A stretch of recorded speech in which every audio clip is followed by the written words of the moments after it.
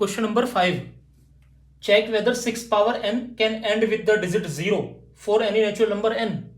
कि क्या n की कोई ऐसी वैल्यू पॉसिबल है कि मैं यहां पर पुट करूं और आपका जो रिजल्ट निकल कर आए उसके लास्ट में मुझे 0 मिले, ये आपसे पूछा है। तो पहले 0 की कंडीशन समझते हैं कि 0 मुझे मिलेगा कब। ठीक, चलो मैं अगर नेचुरल नंबर्स की बात करूं, ठीक, सो 1 2 3 4 5 6 7 8 9 10, तो सबसे पहला नंबर जो आपका 10 है जिसके लास्ट में क्या आता है, 0 आता है। और इस 10 के अगर मैं फैक्टर्स करता हूं, इस 10 के क्या करता हूं, फैक्टर्स करता हूं, तो आपको मिलता है क्या, 2 और 5। सो मतलब किसी भी नंबर को अगर 0 से एंड होना है, सो कम से कम एटलीस्ट एक पेयर तो 2 और 5 का आपको चाहिए ही। इसके बिना आपका नंबर 0 से एंड नहीं हो सकता, ये आप जानते हो। अब कोई भी नंबर ले लो आप, ठीक है, लेट सपोज मैं ले लेता हूं 70। 70 के फैक्टर्स करोगे तो क्या आएगा, 2 इंटू 5 इंटू 7। तो देखो एक पेयर मिला ना आपको, एक पेयर तो होना ही चाहिए। और एक बात और बता दो, जितने पेयर 2 और 5 के मिलेंगे उतने ही लास्ट में आपको 0 मिलेंगी। अगर 2 और 5 के 2 पेयर होंगे तो उस नंबर में लास्ट में 2 जीरोज होंगी। 2 और 5 के 3 पेयर्स होंगे तो नंबर के लास्ट में 3 जीरोज होंगी। तो कम से कम अगर 0 से एंड करना है नंबर को तो एटलीस्ट क्या चाहिए आपको, एक पेयर चाहिए 2 और 5 का। ठीक, अब यहां पर नंबर क्या है आपका, 6 पावर n है। कितना है, 6 पावर n। अब n तो कोई भी नेचुरल नंबर हो सकता है, जितना आप n लोगे उतना ही 6 की मल्टीप्लाई करनी पड़ेगी आपस में।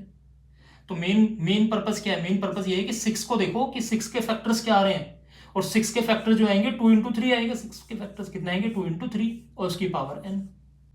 तो मतलब क्या हुआ कि n की जो भी वैल्यू आप पुट करोगे, जो भी नेचुरल नंबर आप लोगे, 2 3 4 5 6, 2 और 3 के उतने ही पेयर्स आपको मिलेंगे। 2 लिया तो 2 और 3 के 2 पेयर्स, 3 लिया तो 2 और 3 के 3 पेयर्स, 4 लिया तो 2 और 3 के 4 पेयर्स। तो मेन जो डिपेंडेंसी है कि नंबर आपका 0 से एंड हो रहा है कि नहीं हो रहा है, वो इस बात पर टिका हुआ है कि यहां आपको पेयर्स में 2 और 5 मिल रहा है कि नहीं मिल रहा। एक भी नहीं है, सिर्फ 2 और 3 तो है। सो अगर यहां पर एक भी नहीं है, सो इसका मतलब there is no any value of n for which 6 power n ends with 0। ठीक है, आजकल ये सब क्वेश्चंस आपके एग्जाम में आते नहीं है, बस आपको समझने के लिए आप ये क्वेश्चन दिया हुआ था एक्सरसाइज में कि आपको पता लगे कि नंबर आपका 0 से एंड हो रहा है तो इसका मतलब उस नंबर में कम से कम एक पेयर आपका 2 और 5 का जरूर होगा, और जितने लास्ट में डिजिट्स में 0 होंगे, ठीक है, उतने ही 2 और 5 के उस नंबर के अंदर पेयर होंगे।